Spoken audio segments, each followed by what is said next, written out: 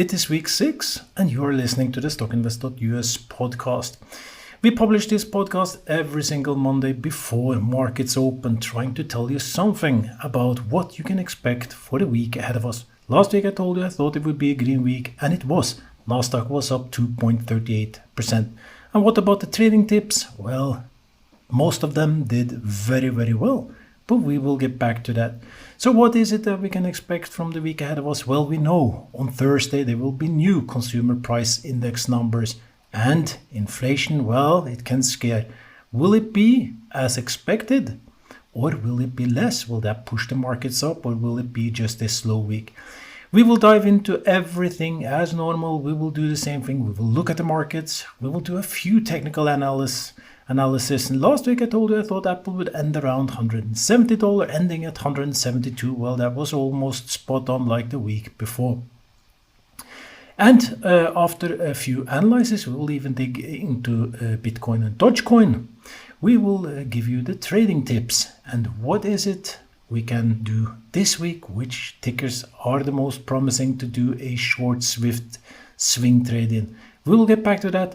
Very first, you have to listen to the disclaimer, and then we'll just jump straight into the market. Welcome to StockInvest.us podcast. We remind you that trading involves a high risk of losing money, and that you should speak with a financial advisor before buying or selling any securities. You should not base your investment decision upon StockInvest.us. By using the information provided, you agree and are held liable for your own investment decisions.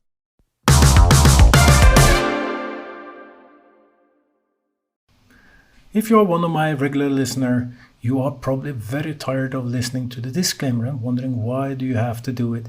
Well, it has some legal reasons, of course, but there is one thing that you can learn from this. Nobody really knows what will happen. We are mainly guessing, and I'm guessing on what I would say is my qualified guess, been doing stock trading for a very, very long time and somewhat expert in technical analysis. You have to make the decision yourself. You should never let anyone decide the decision. Your trading should be based upon your strategy, upon your profile, because we have different profiles. Some people, they just cannot sell a stock, so they should use stop loss, of course. Some is too eager, trading too often, just losing a lot of money in commissions. So we have different profiles, different strategies. There are something that will fit me very well, but that doesn't fit you very well. And this podcast, all the other podcasts, even all the analysis on our webpage, they are there just to help you in your decision-making process. Trust yourself. You are the one that will make a fortune. I'm not going to make a fortune. I'm just trying to help you on the way. And that long introduction brings us into the market for the week ahead of us. But let's quickly have a look back on last week. I told you, because of all the sales signals, which was very low but growing up, there was a very fair chance, even the chart said the same thing, that we would have a bounce up last week, and that this week would be more scary. And what happened last week? Well, Nasdaq went up to just above 14,000 points. I told you about this resistance around 14,000 points, ending at 14,098, or up 2.38%. And even Nasdaq did the same thing. It broke just above 35,000 points, 35,090 to be exact. Up not as much as Nasdaq, but still one very nice percent. And you will say, well, now they have broken their resistance levels. 14,000 and 35,000 are broken because, as I said, Nasdaq is 14,098 and Dow Jones is 35,090 points, so it's above. Well, if you are a listener of mine, you would know that I have said several times that anything, and when it comes to indicators, formations, resistance, support levels, they have to be broken in a significant way. If the resistance is 14,000, so 14,098 is really not a very significant break. So I will not conclude just because we are a few points above 14,000 that we are above. If you go to formations, head and shoulder, rectangle formations, triangle formations, whatever you like to say, that the formation is only confirmed after a 3% break of the formation line. Could be the neckline, could be the triangle line, or rectangular bottom or top line, depending if it's a buy or sell signal. So we have to see a significant break, otherwise we will just push downwards. We will look at the charts very shortly, and I will tell you what the chart says. But just let us dive into the week ahead of us. And last week I told you I thought last week would be a good week, but this one could be more scary. And just before starting this podcast, I of course had a quick look through what are the situations of the day, and I feel that same thing. It is not given what will happen this week. So we can just start with some of the fundamental things, because there's two things, actually quite many more things, but usually you have this external impact, which could be some major news. Of course, any given day now, Russia can invade Ukraine, and I promise you that will take a toll on the markets. I guarantee you that 100% for sure. And for some very strange reason, I find that US is actually pushing very, very hard on Russia to do it. So where are we heading? I am really not sure. I've been telling you about this Ukraine conflict for a very long time. Keep it on your monitor, because this is something that really can put the market into some direction. And of course, there is other external things. And I just mentioned in the intro that on Thursday there will be new consumer price index numbers. This is the inflation, and I spoke too much about inflation that for more than a year I've been speaking about this growing inflation, that it will take the markets hard, and we are far from finished when it comes to inflation. There is much more negative things coming up regarding the inflations. So this will of course be pushing the markets if it's very negative. And the consumer price index year by year over the last 12 months is expected to come in around 7.3%. If it comes in around 8%, well, this can really, really hit markets hard. So Thursday is a day that you should pay attention to. Maybe not put your trade on Wednesday. Maybe wait until you have some more clear direction on Thursday. So there is this external things. Other external things is of course the oil price. I've been speaking a lot about oil price. I said last year I thought it would go about $100 for a short period in 2021. Didn't happen. Right now trading at $91, so it's really close to 100. Gold, which I said I believe would be upwards to $2,500, is at $1,814. It's up $17 last week. Been very steady. The 10-year treasury yield, which is much more important and which goes back to the same inflation which I just was speaking about, well, that one jumped heavily last week, up 7.7% to 193. It's the highest I've seen in a long time, and it will just continue, and that one will be one of the things that will affect the markets. It's an easy indicator to watch. 10-year treasury yield, you'll find it on Finance Yahoo and many other places, and you can watch that number. That one will, because it's the expectation of the future inflation rates, and money will go from unsecured to secured. It always do, wherever it finds the best yield in terms of risk reward, it will move. So if the bank interest rates go up, more and more money will just flow into the bank. Better be safe than sorry. And there is a few other variables, of course, in this relationship, but the increased interest rates is usually just bad for stock markets. So there is all these external things that can push the market.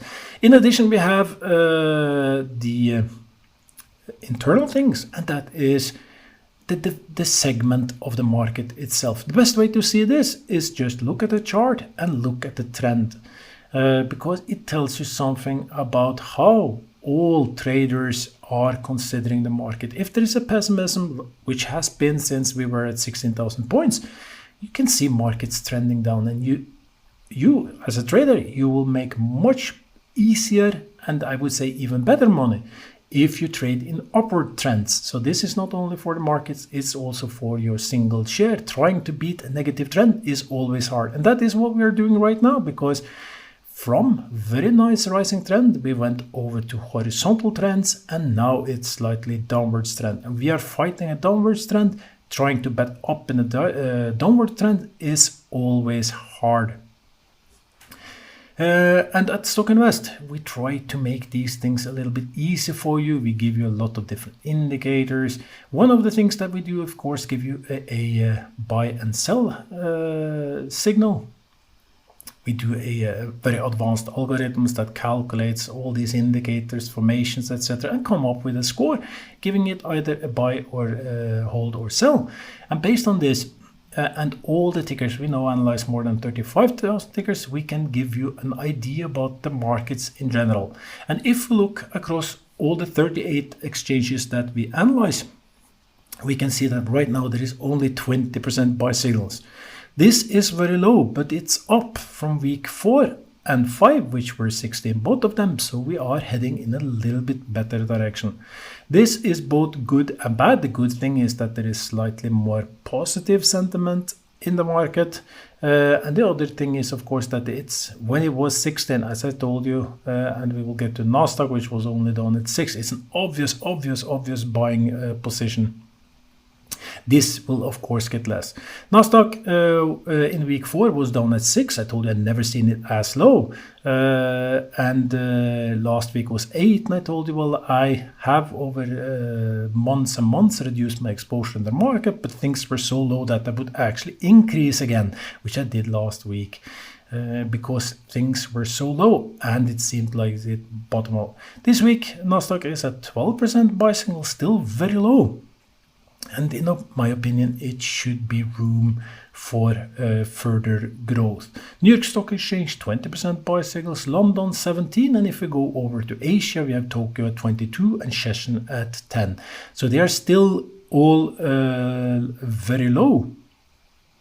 The thing is that when things are low, and I will just repeat that because I said that as well in so many of these podcasts, when things are low, you will have this volatility where things move very fast up, because there is always this scare that something may go very wrong. So people are very easy on the selling trigger, and it will not take much to bring the markets down 3% in a single day this week. It can happen very quickly. So that's the downside of having so low signals.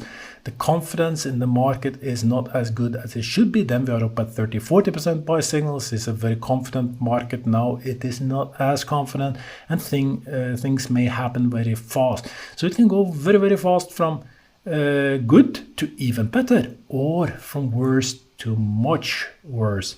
And that is the thing. When I see the charts, I see the possibility that this might be, as I said last week, might be the week where things change to the more negative again. So just before we have a look at the charts, just recap quickly from the external things. Watch out for Thursday is the consumer price number index numbers. Inflation, you have to watch out for this. During the week, there will be some interesting earning reports. One of them will already be after market today. Is Take-Two Interactive. Was a very popular stock to trade a few months back. Tomorrow will be Pfizer before market opens. That will determine a little bit about the biotech sector, so you should for sure keep an eye on that. On Wednesday after market will be Uber and Walt Disney, and Friday will be Under Armour. So there is a lot of single event things in terms of earning reports. And of course, for these bigger companies, we can see what happened last week with Facebook, etc. These can drive the market themselves if the companies are big enough. So there will be a lot of things. In my opinion, it's the consumer price number on Thursday. And of course, this conflict, which we still have no clear answer about, which can flip in either direction. All the other things, somewhat neutral, I would say. So we will determine what will happen in this week simply by looking at the chart. I recommend you to do this yourself. You can type in the ticker Exig or Nasdaq and you will get to the chart. You can see that our analysis says it's a negative evaluation, a score of -208.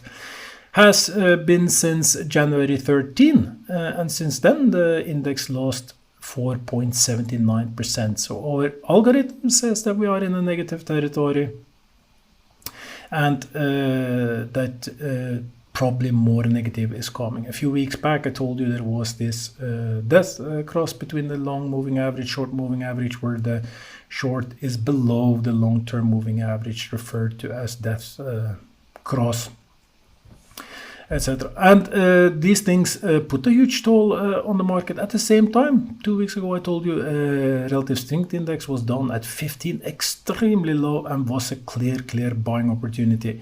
Didn't happen so much that week, and the end of the week it happened, but last week was good as it bounced up.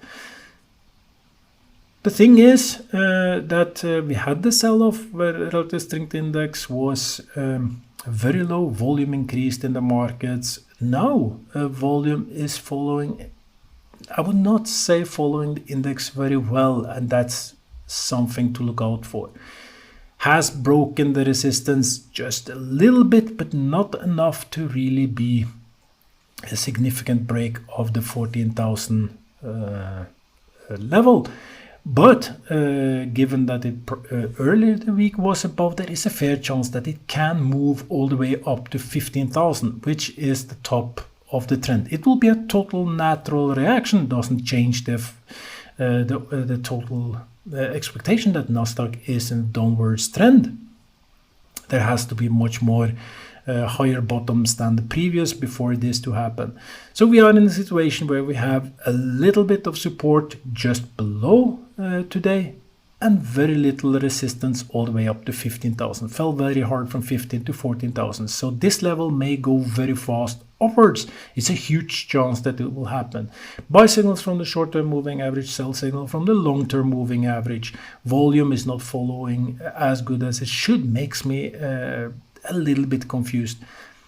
We are at the middle of the trend, exactly what I expected, and said previously that going from the bottom to the middle is the most classic movement. Then you will know if it will break down and continue downwards or go up to the top of the trend. To break above 15,000 doesn't seem very likely anytime soon. If it breaks above 15,000, there is tons and tons of resistance from 15,000 to 16,000. Has to be something majorly big to change this sentiment anytime soon. Has to be that they get inflation under control. Otherwise, we are just heading further down this downwards trend for the months to come. For the week as such, to conclude, not to make this the very long one, I believe it's a fair chance that the very high during this week will be 14,800 points. At the same time, on the downside, it's also a fair chance that we might see Nasdaq go all the way down to 14,000. I'm not able to make a super qualified guess for the week. So I will follow the main trend, which is down, believing that we will have not a very good week, not a very bad week. Could be some intradays bad, but that we will end just under 14,000 when we come to the end of the week. Hopefully I'm wrong, that we will see that continuous push upwards and end the week around 14,800. But I will trust my gut feeling, which I had last week, was that this week will be a week of change. I think it could be that it holds strong toward Thursday and then fall for the last part of the week. A little bit hard to say which will be ending at let's say just under 14,000. 13,800 will be my guess that Nasdaq will end of the week, meaning a slow week where we'll be in red. For trading purposes, there will be a lot of volatility, so there should be a lot of good trading opportunities if you are a good trader. Quick recap. The very low that I see, 13,300, I would say, could be upwards to 14,800, going somewhat sideways, a bit up and down, ending the week at 13,800, slowly down. So there is nothing just saying that it will be a super week. Hopefully I will be wrong. And based on this, of course, I made my trading tips for the week. Which stock will I buy this week? We are getting there. Next coming up is, of course, the trading tips.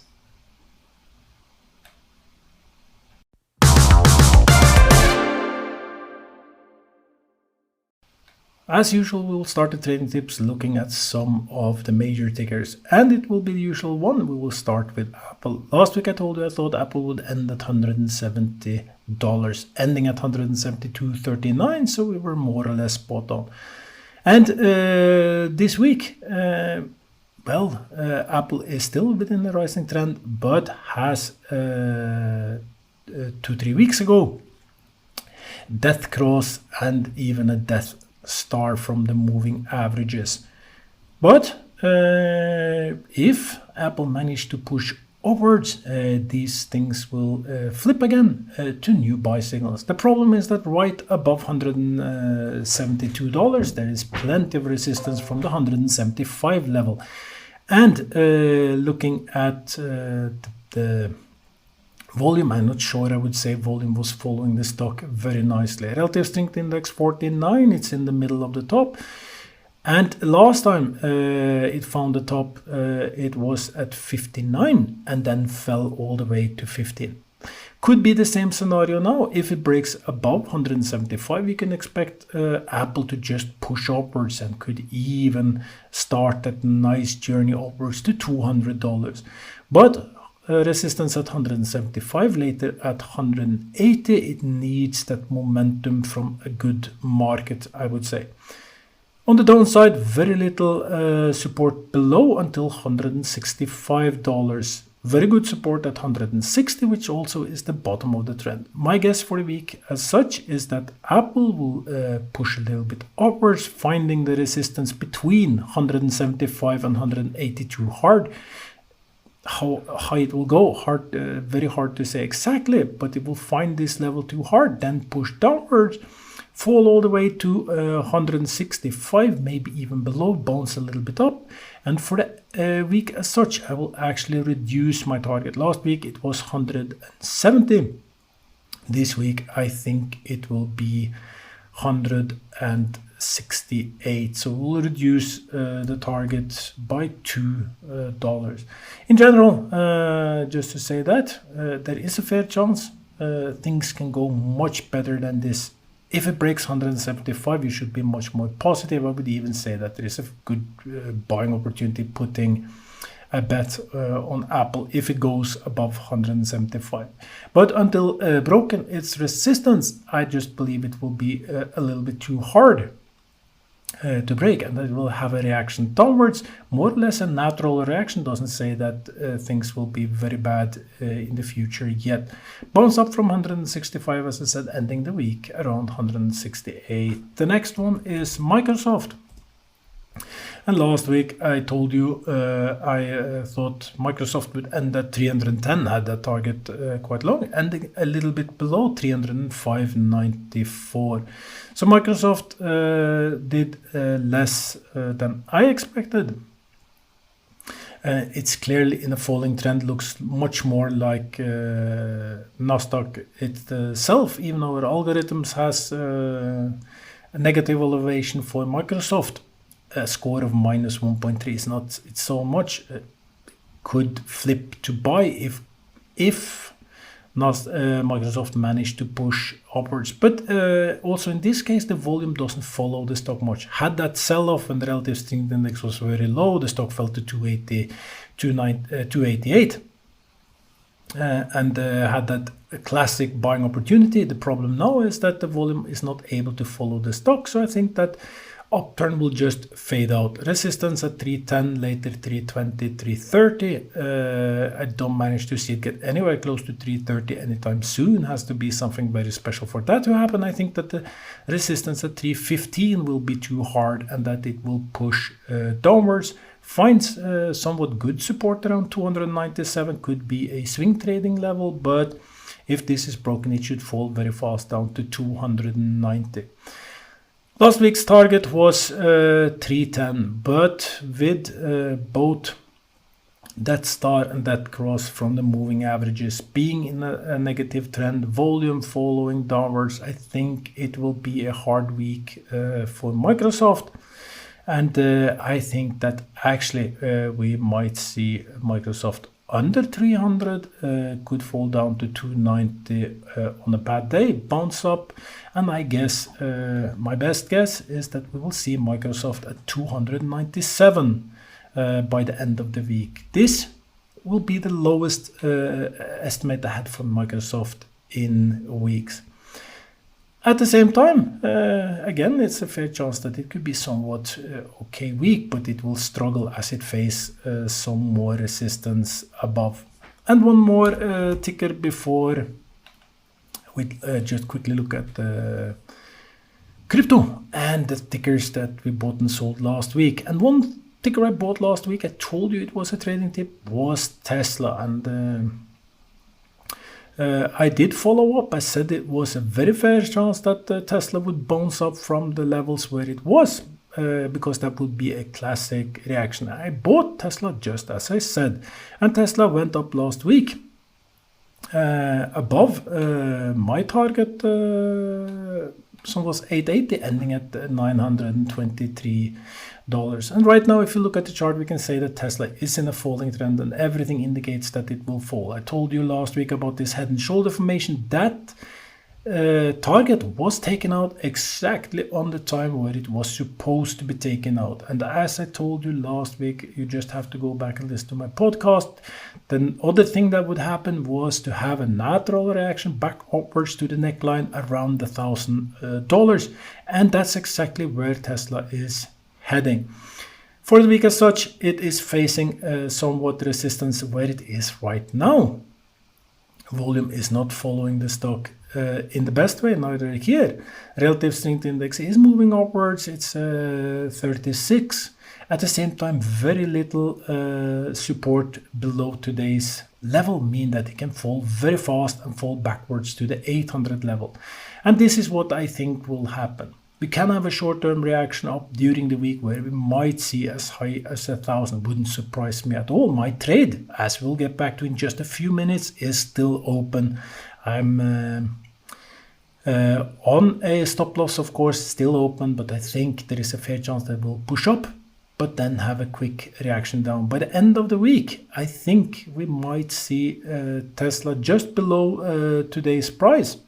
Last week's target was 880, and I will actually keep that 880 level and say that after this trade, we should go further down. And let us just quickly look at Bitcoin and Dogecoin before going to the actual trading tips. I said that I thought it was a fair chance that crypto would go up, but it would be a slow week. Well, it had a nice week. My target 40,000 was broken.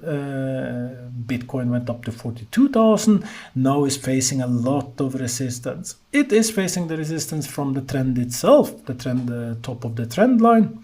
It is facing resistance from accumulated volume. Relative strength index is very high. It's 80 is being overbought as is. Normally we would see a reaction back, but with support just under 40,000, it might just be a short reaction back. Buy signals was issued during the week from short-term signal, long-term signal. This is very good. We like that. We want that. We want to see that thing.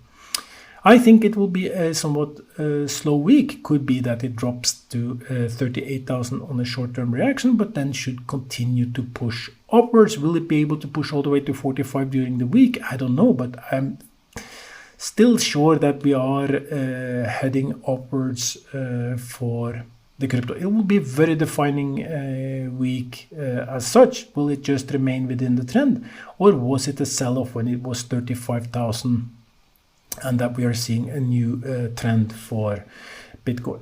The guess for the week as such is very low, 38,000, very high, 45,000. Ending the week, I will actually increase from 40,000 last week. I will have a new target of, I will actually up it to 45,000 for the week, saying that we are heading upwards in that direction. And then there is Dogecoin. The reason I bring Dogecoin in is because it represents all these other altcoins or shitcoins.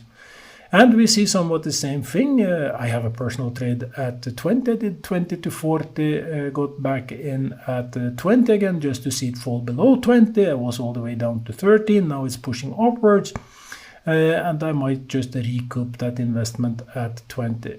So far it's moving somewhat the same like Bitcoin. It needs to push very big resistance at 18, then it's just very little resistance every second cent upwards, 20, 22, 24, 26, etc. There is really no volume to tell that we are heading for a nice upturn, so I think it will just be a slow one, moving somewhere between 14 cents and 18 cents for the week, and hopefully we can get back to around 18. Last week my target was 17, ending 16. We will be a little bit optimistic, but again, I don't think I will see my 20 cent anytime soon, but hopefully we will get back there. And that brings us to that final part that you all been waiting for, the trading tips. And again, we have to do a recap for those who are new listeners. I started to give these exact trading tips in week 37. I find tickers which I will buy today on opening, trying to get in as low as I can. My most common method is buying them, put on a trailing stop loss, and then let it just run. And I recommend trailing stop loss for absolutely everyone, at least stop loss itself. If you don't know what it is, I'll not do a recap today because we're already way too far in terms of length of this podcast, but look up stop loss if you don't do it. So I buy the tickers, I put on a trailing stop loss and let the stop loss sell it. There was one ticker I bought which I said I will buy without trailing stop loss and it will be a super gamble, and that was week 45 where I bought Ukugen, and that still haunts me. And it will haunt me for some time more, and I should have followed my own rule using a trading stop loss, but I was expecting very huge volatility in Ukugen, and after two previous trades where I doubled my money, I was certain I could do the same thing again. But so far that trade is still open. We made it back in week 45, currently at a dreadful loss. Other than that, I have to count because it's green all over. Most of them have been successful, 11, 14, 22%, 8%. There has been some losses. Most of them are around 3-4% because they've been cut by stop loss. And I had Ukugen open. I also had DOLE. If you remember back in week 2, I said this was an obvious, very steady buy with very low risk. Bought it at 12.75. Still open. It ended last week at 14.82. So it's up 16.24% now. I run a stop loss. I will make money on this no matter what. If it falls, I will make money. Then in week 3, I said that I thought it would be a good buying opportunity to buy Netflix based on previous history on earning day. The one thing, I made a terrible mistake in Netflix as well, because you should buy at the end of the earnings day, because usually it reacts upward after. I got in a little bit too early. I put on a stop loss as I should. Netflix, I got Netflix at 5.11. They released their earning report, was missing on the growth, and Netflix plunked more than 20%. And it opened the day after earning. It opened so low that my trailing stop loss was not even triggered. Has to do with trigger levels, etc. I said from that point that I just had to recover some of the loss. I thought it would move upwards, and it started some trading at 390 and then just moved upward last week. Last week, I think it was Tuesday, it was up at 458. My trailing stop loss was in, and it was sold when it started to fall at 444. And that gives the highest negative sells so far over all these weeks since 37. I had to take a loss at Netflix at 12.97%, almost 13%. So Netflix is out. It was sold with a loss. I think it, as I said last week, that was one of the tips last week. It was a very good trade around 390, 400 was the trading tips of the week, but I bought it the week before and I had to take a loss of it. So that, my friends, is the one record loss so far, which is actually sold at 12.97% loss. At the same time, we had week 4 where I bought StarBucks. That trade is still open. And last week I said I would buy Nvidia, AMD, and Tesla. And I bought Nvidia Monday at 234.20. I did not manage to get that very low, but good enough trade. Stop loss was set, and during Wednesday, both Nvidia and AMD went very high and then started to fall. So Nvidia was sold at 250.45 by stop loss, giving me 6.94% profit. AMD was bought at 108.35. Also there put on a trailing stop loss. The stock went up to $100 and almost $30. Started to fall. My stop loss was triggered and it was sold at 126.16, giving 16% profit. Actually 16.44 if you want to be exact. So Nvidia, AMD, very nice profit, and I bought Tesla at 888. Last week I was not able to get that very low on Tesla either, but got in at 888. Currently trading at 923. The stop loss has not been triggered because the stock is moving upwards. I think it might move a little bit before it moves down. If stop loss is being triggered now, I should go either break even. If it falls from today, I will either go break even or just a slight loss in Tesla. But I'm pretty sure this one will end up with some nice profits as well. So there you have last week's trades. DOLE continuing upwards, Nvidia 6.94% profit sold, AMD 16.44% profit sold. Sadly, we have to take the loss in Netflix, was sold with a loss of 12.97%. Which stock is it, or stocks am I looking for this week? Well, going back to the very beginning of this podcast, I said I'm very uncertain about the markets as such. Last week I was very certain, so I had a lot of open trades. I opened 3 more new trades because I said it was a very good week. This week I am not sure, as I told you in the analysis, there's a fair chance that we will have a negative week. So this week I will only buy one ticket. I might do several trades during the week, but for these tips I will only go in with one. And actually that will be Facebook. Facebook was taken very hard. I think there is a recoup opportunity in Facebook. You can check for yourself. Go and check the analysis and see. And Facebook took a very huge fall on earnings reports. They're losing people to TikTok, etc. And I think that Facebook is heading for a very bad future in terms of stock price. If you ask me, it will just continue down. But this should be an obvious buying opportunity. Relative strength index 21. I'm looking to recoup either 1/3 or 2/3 from 320 to 230. So it's around $100, so $30 up from the bottom or $60 bottom from the bottom. So that makes it roughly something like this, either up to 260 or 290. I think that will be a fair chance. So these are the levels I aim for. Personally, I think it will be 260 something. I'll try to get in as low as I can today and see if I can grab that. Should be some 7-8% opportunity in my opinion.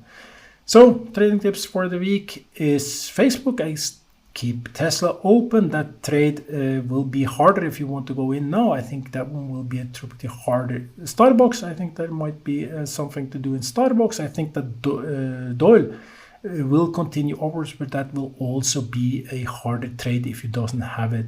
So my best bet for the week is a short swing in Facebook with all the risk involved. And we will just see what kind of price I will get this morning. And that became, again, a long podcast. Luckily, they were not drilling above while I was recording. And I have no very good tips to end the podcast with this week. I will see if I find some good tips for you next week. Well, of course, there is one tips. At StockInvest.us you can do predictions. I recommend you to do this yourself. Go in and predict tickers. It will help you to get a better understanding of market. It is like everything. Training is very, very good. If you check me, you will see that I have done 35,000 predictions where I predict people ask for a prediction request. I predict where the ticker will do during the day, like it's just for a day. It sharpens your mind. It learns you a little bit about your mistakes, and it's just a good exercise. So if you don't do it, you can do it at our page. Just look for something called predictions in the menu. People ask for a prediction and you can just guess what the ending price for the day will be. It's a good trick, and you can see, of course, if you manage to beat me. 952 times I've been very spot on the exact price on the cent. Try to beat my 35,000 predictions if you can. Even if you just do 10, you will probably learn something. Above everything else, I hope you will have a green week, that you will reduce your losses, increase your gains, and that when we speak next week, you have a little bit more than what you started the week with. Until next week, I just wish you a very good week. Bye.